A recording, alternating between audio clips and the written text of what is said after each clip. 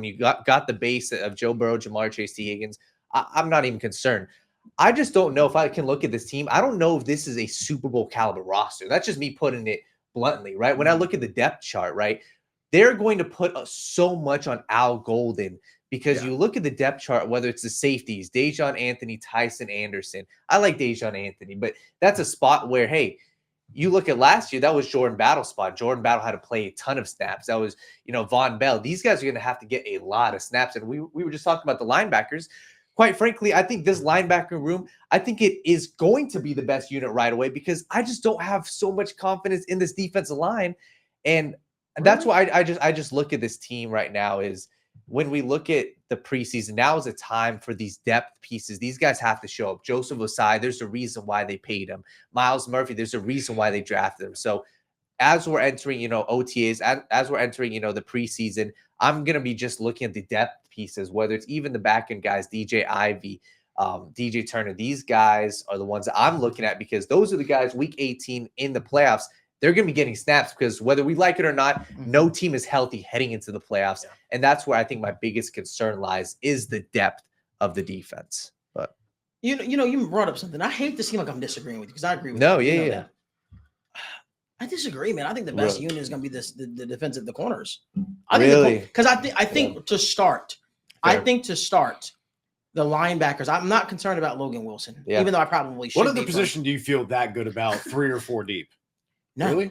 Like DJ Turner, Dax Hill, Cam Taylor-Britt. That's a good 3. I mean, if you still have Mike Hilton, like you're feeling really good about your first 4.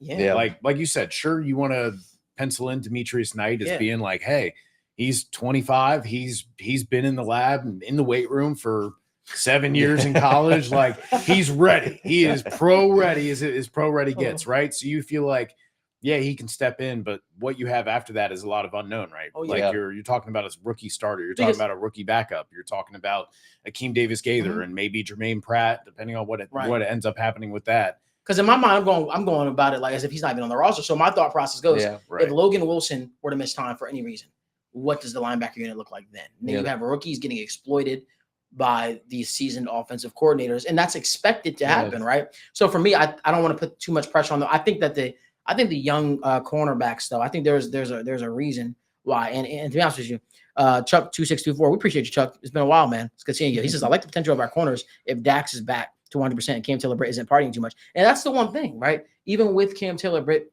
getting to the whole situation stuff like he was doing outside of the playing field, this is more pressure on him.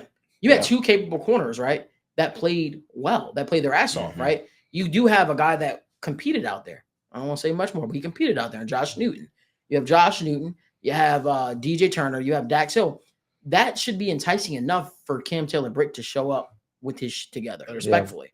Like, to me, I think that you're going to – I think when you look at, my favorite saying is competition breeds success. I think when you look at that position group, all those guys should come into training camp ready, fired up, ready to go because guess what? Those jobs are available. Nobody is seated in those jobs right now.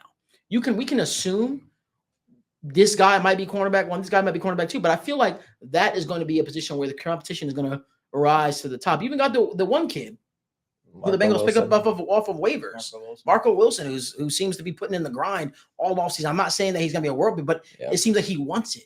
It seems like he wants it, and it seems like he's excited for this opportunity. So there's a lot that goes into it. I think that when you look at the cornerback room, though, I think that's the room that's going to shine a lot to start with. Yeah. But again, it's going to come down to, okay, can the defensive line, right? All conversations keep going back to the defensive line.